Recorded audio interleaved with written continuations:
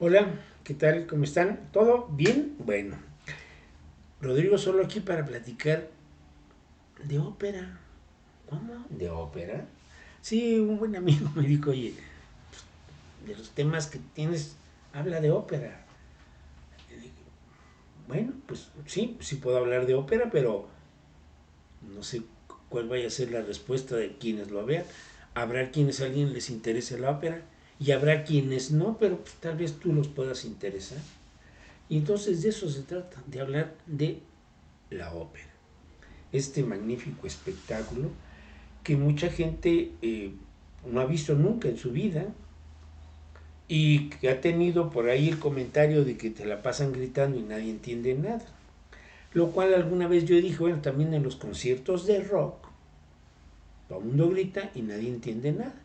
Y me contestó una joven, no, no, no, no, eso es otra cosa, es diferente. Muy bien. Bueno, ¿qué es la ópera? La ópera finalmente es un drama al cual se le han integrado pasajes musicales. Y así como puede ser que hay partes que se hablan, son diálogos dramáticos, y luego hay un pasaje musical, y luego otra vez el diálogo hablado, y luego otro pasaje. En la ópera se fue integrando hasta que la música acompañó toda la línea narrativa de la historia. Se dice que como tal, la ópera, que es la síntesis de las artes, ¿no? Está la música, está la poesía, está la danza, está la pintura a través de la escenografía, está el vestuario, el maquillaje, todos los elementos que constituyen un espectáculo realmente que sintetiza todas las artes. Al parecer empieza en los tiempos aristotélicos, allá en Atenas, en donde, bueno, en aquellos eventos donde había un conglomerado de habitantes y aparecían algunas personas, unos histriones, para plantear un dilema moral, ético o algún cuestionamiento sobre el quehacer político de la ciudad. Se incorporaban voces, cantos que hacían que el espectáculo tuviera pues un aspecto más majestuoso, más ostentoso, más definitivo, más espectacular finalmente. Y bueno, los tiempos pasan, ¿no? Vienen las decadencias de los imperios, vienen los romanos y viene la caída de Constantinopla y todo lo que se va incorporando hasta que llegamos al siglo XVII, a finales del siglo XVII. En realidad no, me equivoco, a principios del siglo XVII, en 1607, Claudio Monteverdi, en Florencia, que era la cuna donde respiraban las artes y la cultura de manera floreciente, porque se llama Florencia, escribe la primera ópera, o lo que se tenga como registro de la primera ópera, L'Orfeo, en 1607. Y entonces ahí Claudio Monteverdi cuenta una historia y la acompaña de pasajes musicales y lo demás, lo que eran los diálogos, pues como situaciones muy de recitativos y la música y lo hablado y cosas así, pues, muy, muy sencilla, muy inocente. Pero sigue y van surgiendo otros participantes, se van ampliando los repertorios. Italia empieza a tener pues la preocupación de ese tipo de espectáculos y en toda Italia empiezan a aparecer y a construirse casas para la ópera y para las artes escénicas, pero la ópera como una novedad. Y entonces empiezan algunas disputas de que si era una historia, por qué la música como que desplazaba la acción dramática y como que era más importante oír a los cantantes que conocer bien el contenido de la historia.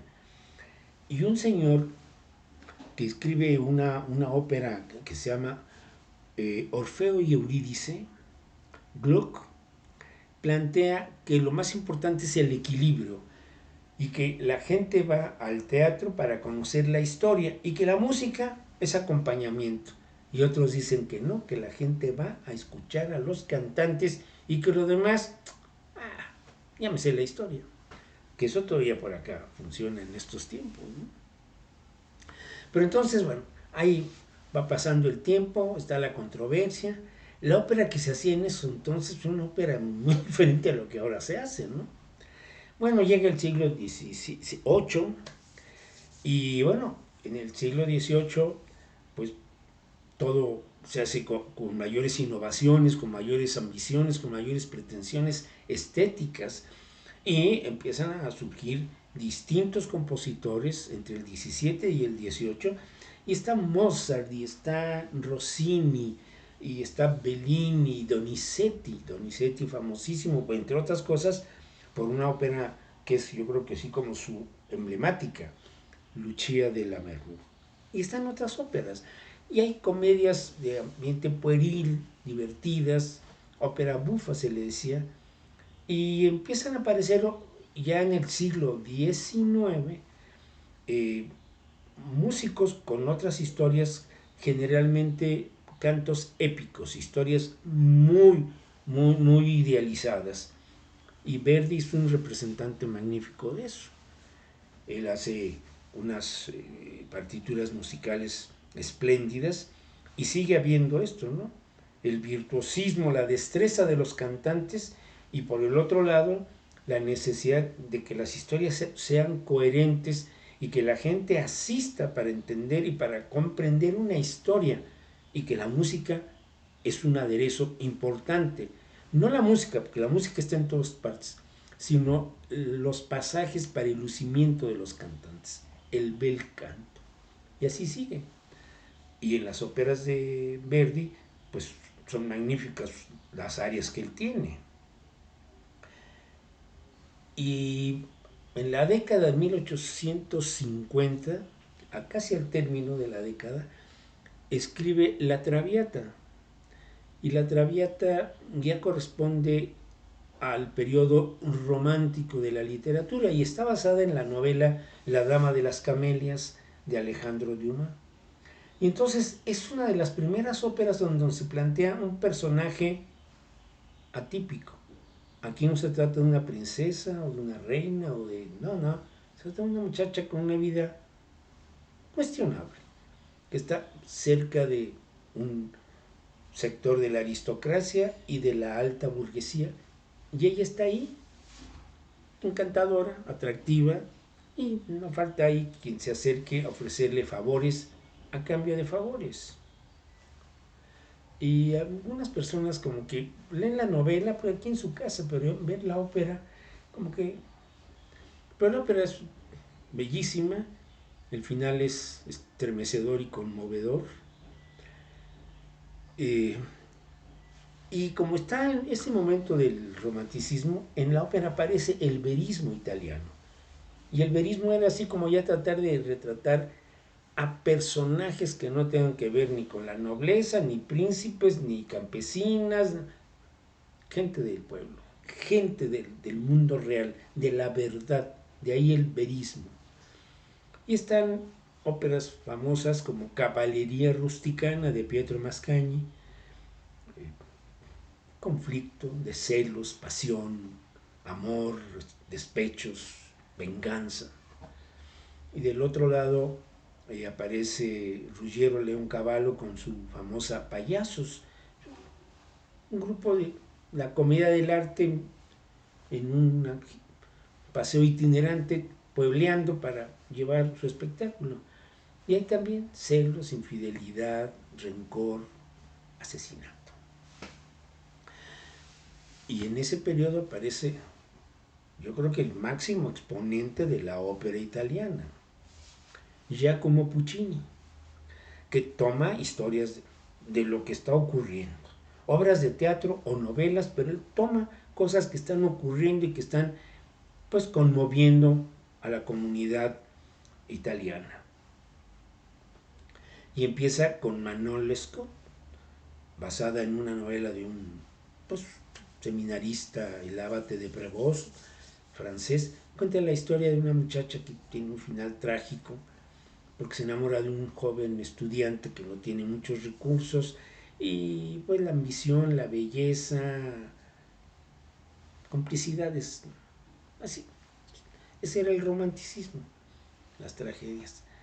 Manol Scott, una obra preciosa. Y luego Tosca, la Bohème, en donde mucha gente así como, están mostrando la pobreza de París. ¿Cómo? ¿La pobreza en París? No. Sí, claro que sí.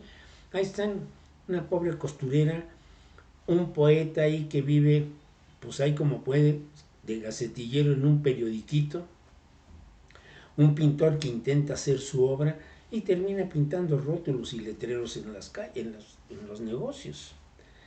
Un músico que, pues, da clases particulares donde le pagan, y un aprendiz de filósofo, pretendiente de ser filósofo, que da pláticas y expone discursos en donde a cambio le dan algo de comida. Esos son los personajes. Y una joven que también tiene una vida muy atractiva, muy cuestionable, que está en ese grupo, ¿no? Están Mimi, Rodolfo, Marcelo, Jonard, Colín y Musetta. Y también aquí la historia es trágica, el final es trágico. Y están Madame Butterfly. Turandot no tiene un final trágico, pero en el pasaje hay una tragedia, ¿no? Una mujer maravillosa, una sirvienta, una esclava, ahí en ese imperio chino fantasioso que propone la obra, pues aparece ahí Liu, que enamorada de algo imposible, bueno, termina con su vida. En las óperas italianas, porque hay óperas francesas, hay óperas alemanas, hay óperas de otras, óperas rusas, que no son muy famosas, pero hay óperas rusas. Y de óperas españolas. Antes que la zarzuela había ópera española, con textos de Calderón, de Lope de Vega, y música de autores que jamás yo he escuchado. Pero bueno, aquí el asunto es el siguiente, ¿no? En aquella época así eran las historias románticas. La mayoría de las heroínas morían. No era misoginia, ¿eh? Era simplemente como decir, lo sublime del amor es cuando no es posible. Y no es posible porque la vida